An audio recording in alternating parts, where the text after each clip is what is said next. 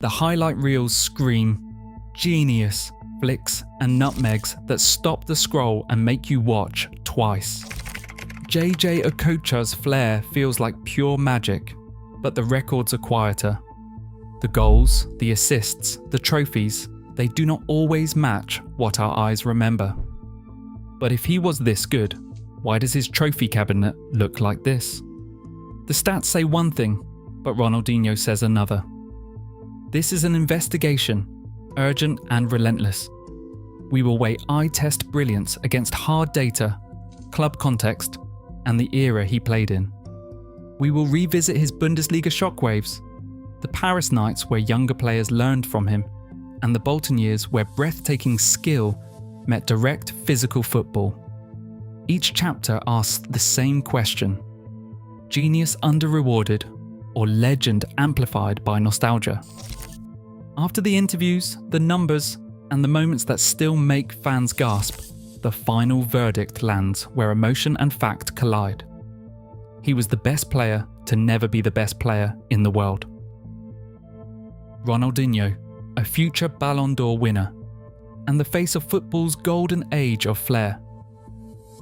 Once paused the noise of social media to write a single telling line: only number 10 that I have always admired, Okocha and Valderrama. He didn't just admire Okocha's skill, he singled him out, above all others, as the creative reference point. That 2017 tweet, posted during the FIFA Congress, was not a throwaway compliment. It was a public confession from a player whose own highlight reels would later define an era. But why did Ronaldinho, the man who made defenders dance and stadiums gasp, look up to Jay-Jay Okocha? The answer sits in the training grounds and match days of Paris Saint-Germain between 1998 and 2001. Okocha had already established himself as the master of improvisation, with elasticos, stepovers, no-look passes, and the kind of ball control that made the ball seem like an extension of his will. When Ronaldinho arrived in Paris, he found Okocha already ruling the creative spaces. Okocha described their relationship as a big brother dynamic, offering advice, encouragement, and more importantly, a live template for how to bend the game to your imagination. The evidence is everywhere in their side-by-side footage. 6 signature moves, step-over rollovers, the no-look flick, elastic drags, the stop and go, the outside boot drive, and the famous scoop turn appear in both players' arsenals, often with near-identical rhythm and swagger. Ronaldinho's trademark no-look pass was being done by Okocha in League One before the Brazilian ever set foot on French soil. The split-screen montages on YouTube and TikTok do not just suggest influence, they show a direct transmission of technique, timing, and attitude. But if Okocha was the teacher of legends, why does his trophy cabinet look like this? The stats say one thing, but Ronaldinho says another. The paradox only deepens from here. August 31st, 1993. Eintracht Frankfurt are locked in a tense Bundesliga match, clinging to a 2-1 lead as the clock ticks toward the final whistle. A 19-year-old substitute named Jay-Jay Okocha collects the ball inside the penalty area. What follows is the kind of sequence that rewrites the laws of football physics and leaves even the most hardened professionals questioning reality. Okocha's first touch draws Oliver Kahn, already on his way to becoming a legend, off his line. Kahn lunges, desperate to smother the chance, but Okocha feints, pivots, and leaves the future World Cup winner sprawled in the turf. 3 defenders close in, expecting a shot. Instead, Okocha twists, doubles back, and dribbles around them in a dizzying blur. 1, 2, then 3 attempts to block, each one shrugged off with a drop of the shoulder or a flick of the boot. For nearly 10 seconds, he seems to suspend time, circling back, wrong-footing every marker, until finally, with Kahn scrambling to recover, Okocha threads a low left-footed finish into the far corner. The stadium erupts. Kahn, stunned, later admits that Okocha's goal makes him dizzy. German newspapers called it a Zaubertor, a magic goal. Bundesliga fans dubbed it the Wahnsinnsdance, the dance of madness. Decades later, social media would rebrand this moment as a glitch in the matrix, the evidence that Okocha could break football's operating system at will. Coaches and defenders confessed to being unsettled, as if facing a player who operated in a different dimension. This was not just a highlight, it was a psychological shockwave. In that instant, Okocha became the benchmark for fear, unpredictability, and pure improvisational genius. But if he could do this to Kahn, what stopped him from conquering the world? The myth was real, but the paradox was only just beginning. In the summer of 2002, Bolton Wanderers pulled off what seemed like a fantasy transfer. Jay-Jay Okocha, the street football sorcerer of Paris, arrived on a free deal at the Reebok Stadium. But the move dropped him into the heart of English football's most pragmatic laboratory. Sam Allardyce, known as Big Sam, ran Bolton like a fortress, with direct play, relentless pressing, and a playbook built for survival, not Samba. Okocha was handed the number 10 shirt and a 3-year contract rumoured to be worth £2.5 million a season. But the real challenge was fitting his improvisational genius into a system allergic to risk. Allardyce called him the creative spark, yet every match day felt like a tug of war between Okocha's instinct to dance and the team's demand for efficiency. Teammates admitted they sometimes waited for a pass that never came, watching instead as Jay-Jay twisted into traffic, searching for a gap that did not exist in the Premier League's crowded midfield.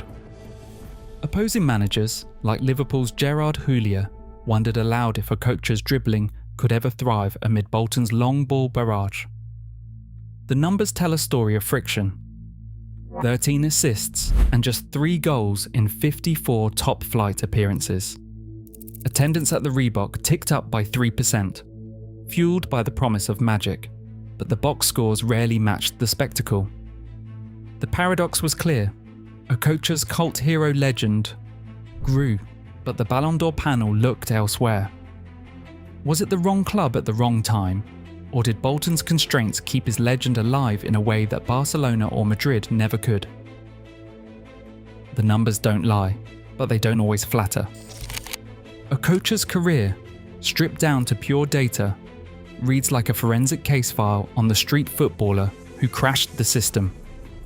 Across his Bundesliga and Ligue 1 peak, he averaged over 4 completed dribbles per 90 minutes, placing him in the 94th percentile among attacking midfielders, a bracket reserved for modern unicorns like Neymar and Vinicius Jr. His dribble success rate, hovering near 60%, put him in the 88th percentile, meaning he did not just try the impossible, he pulled it off more often than almost anyone of his era. But the data cuts both ways. Key passes per 90, good but not generational, were around 2 per game, placing him in the 71st percentile. Shot-creating actions and progressive carries were all strong and above average, but never quite the numbers that forced their way onto Ballon d'Or shortlists. The raw output was 124 goals in over 450 career appearances. That's a solid return for a creator, but it is not the tally of a legend who bent entire seasons to his will. The heat maps tell the real story.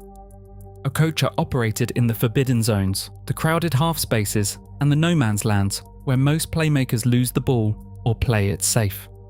He danced through traffic, but the final product did not always match the spectacle. The stats say one thing, but the memory of defenders left spinning says another. So where does that leave the myth? Was he a numbers anomaly or just ahead of his time?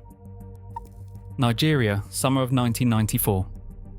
The Super Eagles stand on the brink of history, and in the heart of their midfield, Jay-Jay Okocha is orchestrating chaos.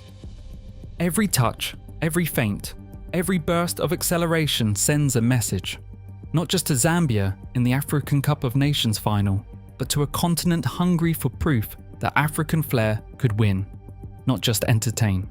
Okocha's vision and swagger drive Nigeria to a 2-1 victory, earning him tournament best player and top scorer honours.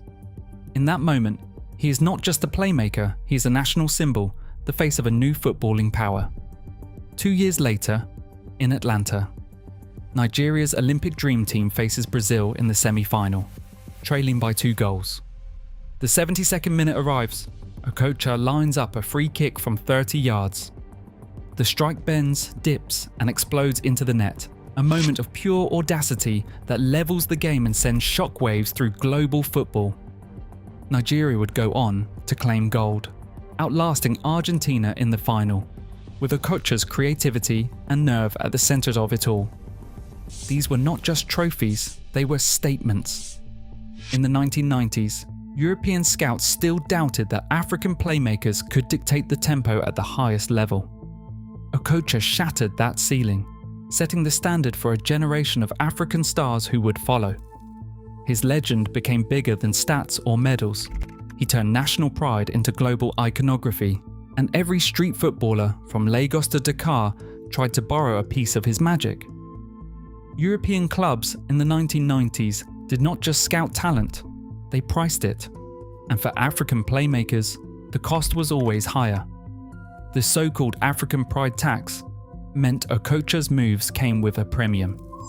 Eintracht Frankfurt paid £2 million, Paris Saint-Germain paid £14 million.